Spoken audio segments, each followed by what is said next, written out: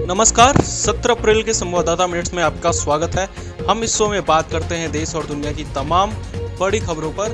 तो चलिए शुरू करते हैं। आज तारीख है 17 अप्रैल 2020, दिन है शुक्रवार।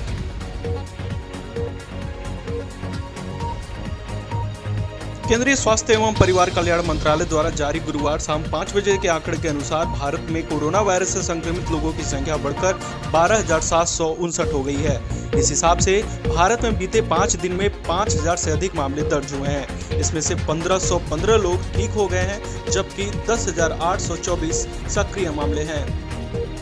स्वास्थ्य एवं परिवार कल्याण मंत्रालय के संयुक्त सचिव लव अग्रवाल ने गुरुवार को बताया कि भारत में 24 घंटे में कोरोना वायरस के 941 मामले सामने आए और मौतों की संख्या 31 हो गई। देश भर में वायरस से अब तक 414 लोगों की जान जा चुकी है। वहीं देश में अब तक 12,380 लोगों को कोरोना से संक्रमण हुआ है। ICMR ने गुरुवार को बताया कि आज तक कोरोना वायरस के 2,90,401 टेस्ट सैंपल हुए और कल अकेले 30,043 सैंपल टेस्ट किए गए। वहीं टेस्ट क्षमता को लेकर ICMR ने कहा कि अगर हम एक शिफ्ट में काम करते हैं तो हमारी टेस्ट क्षमता 42,418 है और अगर 2 शिफ्ट में हम काम करते हैं तो रोजाना 78,227 लोगों की जाँच हो सकती है। केंद्रीय स्वास्थ्य मंत्रालय के संयुक्त सचिव लव अग्रवाल ने गुरुवार को एक प्रेस कॉन्फ्रेंस में बताया कि जमीनी स्तर पर उठाए गए कदमों के कारण देश में 325 जिलों में अब तक कोई केसेस नहीं आए हैं। उन्होंने कहा कि देश में कोरोना से होने वाली मौतों की दर 3.3% है, लेकिन उसे ठीक होने की अनुमान दर 12.02% है। उत्तर प्रदेश के मुख्य स्वास्थ्य सचिव अमित मोहन ने बताया कि प्रदेश में 48 जिलों के कोरोना संक्रमण के मामले बढ़कर 773 हो गए हैं और 69 लोग डिस्चार्ज हो गए हैं। उन्होंने बताया कि संक्रमण के कारण अब तक 13 लोगों की मौत हो चुकी है और कल 2,615 टेस्ट सैंपल किए गए। लक्षण होने पर लोग तुरंत जांच कराएं। गुजरात स्वास्थ्य विभाग के मुताबिक राज्य में कोरोना संक्रमण के मामले बढ़कर 929 हो गए हैं, जबकि इसके कारण अब तक 36 लोगों की मौत हो चुकी है। राज्य में कोरोना से सर्वाधिक 545 केस अहमदाबाद, 128 वडोदरा, 18 सूरत, 28 राजकोट, 26 भावनगर और 25 आणंद से शामिल हैं। वहीं सबसे कम एक मामले जामनगर, बोतड़, मोरबी, सारकट्ठा में दर्ज हुए हैं। बिहार स्वास्थ्य विभाग के प्रधान सचिव संजय कुमार के अनुसार गुरुवार को कोरोना वायरस संक्रमित 8 नए मरीज मिले, जिसके बाद राज्य में मरीजों की संख्या 80 हो गई है। इसमें से सीवान के 29, मुंगेर के 14, बेगूसराय के 8, नालंदा और पटना के 6 और गया के 5, नवादा और गोपालगंज के 3 और बक्सर में 2 शामिल हैं। जोमेटो ने कहा कि दिल्ली में कोरोना वायरस पॉजिटिव पाए गए पिज्जा डिलीवरी बॉय ने उनके भी कुछ ऑर्डर्स डिलीवर किए थे। जोमेटो ने कहा कि हमें नहीं पता कि डिलीवरी के समय वह संक्रमित था या नहीं। जोमेटो का बयान उस घटना से संबंधित है जिसमें डिलीवरी बॉय के संक्रमण होने के बाद 72 परिवार को क्वारंटीन किया गया है। मध्य प्रदेश के अपर मुख्य सचिव मोहम्मद सुलेमान ने बताया कि राज्य में कोरोना के 142 नए केस रिपोर्ट हुए, जिसके बाद कुल मामलों की संख्या 1120 हो गई है। उन्होंने बताया कि नए मामलों में सर्वाधिक 110 इंदौर, 17 खंडवा और 12 भोपाल में रिपोर्ट हुए हैं। MP में अब तक 53 लोगों की कोरोना से मौत हो चुकी है। दिल्ली में गुरुवार को कोरोना वायरस संक्रमण के 62 नए मामले सामने आए, इनमें 6 लोगों की मौत हो गई। इसके साथ ही राज्य में कोरोना संक्रमित लोगों की कुल संख्या 1640 है और मरने वालों की संख्या 38 हो गई। वहीं अब तक 52 लोग डिस्चार्ज हो गए हैं और 135 मामलों की जांच अभी चल रही है। महाराष्ट्र के स्वास्थ्य मंत्री राजेश टोपे ने गुरुवार को बताया कि राज्य में आज कोरोना संक्रमण के 286 मामले सामने आए। इसके बाद कुल संख्या बढ़कर 3202 हो गई। उन्होंने बताया कि कुल मामलों में 300 कोरोना मरीज डिस्चार्ज हो चुके हैं। वहीं महाराष्ट्र में अब तक कोरोना संक्रमण से 194 लोगों की मौत हो चुकी है। प्रवर्तन निदेशालय ने गुरुवार को तबलीगी जमात के प्रमुख मौलाना साद कांदलवी के खिलाफ दिल्ली पुलिस में FIR के आधार पर मनी लॉन्ड्रिंग का केस दर्ज कराया है। दरअसल तबलीगी जमात के निजामुद्दीन स्थित 6 मंजिला हेडक्वार्टर में मार्च के मध्य एक कार्यक्रम हुआ था, जो देश में कोरोना वायरस का सबसे बड़ा हॉटस्पॉट बनकर उभरा है।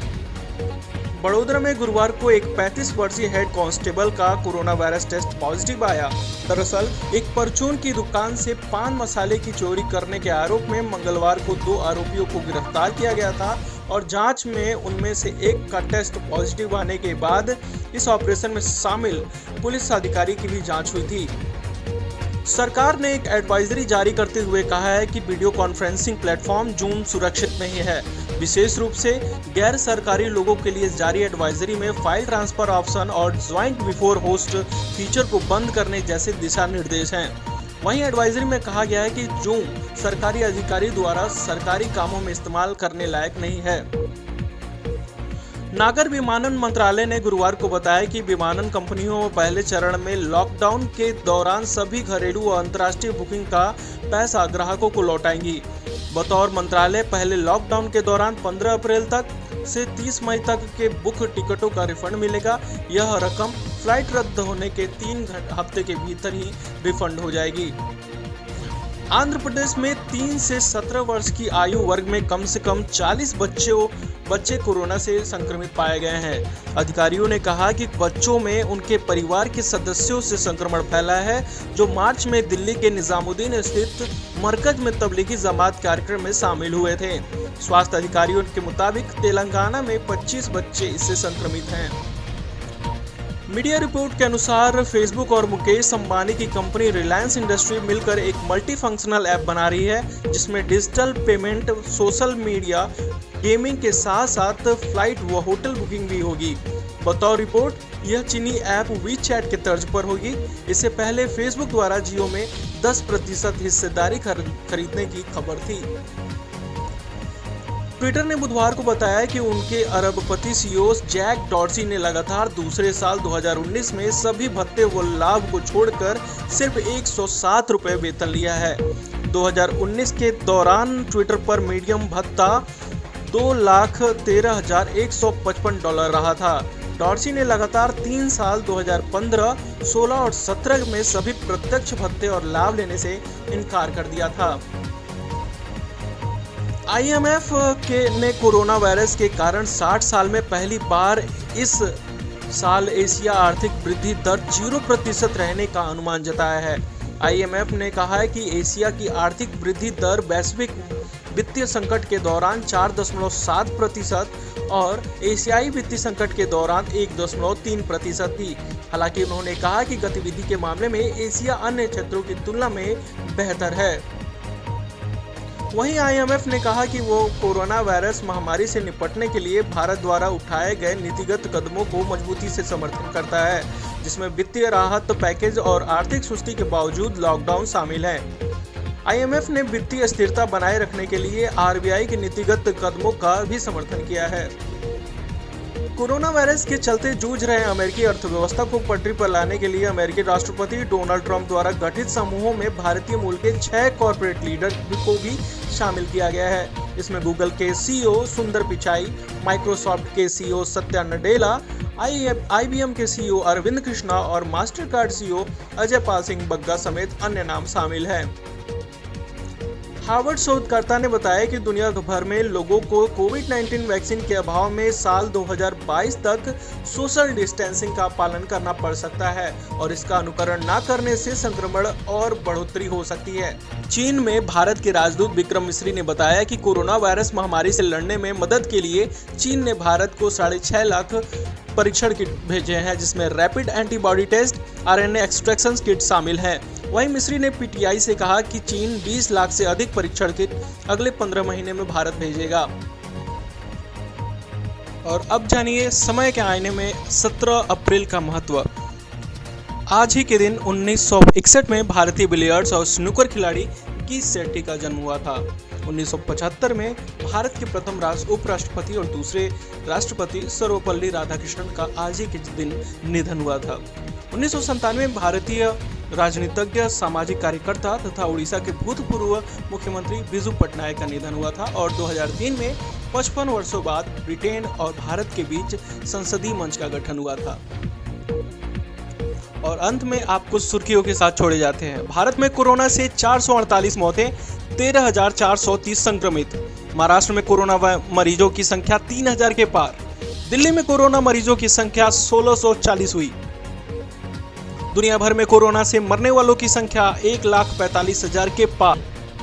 अमेरिका में कोरोना से 34,617 लोगों की मौत, 6,77,570 संक्रमित, जो कि काफी बड़ा आंकड़ा है।